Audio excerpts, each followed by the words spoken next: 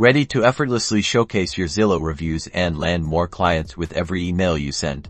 Let's dive right into linking your Zillow reviews to your email signature in a few simple steps. First, navigate to your Zillow profile page. This is where all your client reviews live. Scroll down to the reviews section and find the specific review you want to feature, or simply grab the link to your overall review page now. Copy the URL directly from your browser's address bar.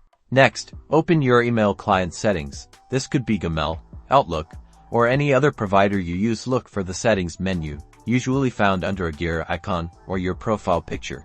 Within the settings, find the signature options here. You'll be able to edit your existing signature or create a new one. Now, add some compelling text like "See what my clients are saying," or "Read my Zillow reviews," and highlight the text you just typed. Click the Insert Link or Hyperlink button, which looks like a chain link. Paste the Zillow review URL you copied earlier into the address field. Click OK or Save to apply the link to your text. Finally, save your updated email signature and send a test email to yourself to ensure the link works correctly.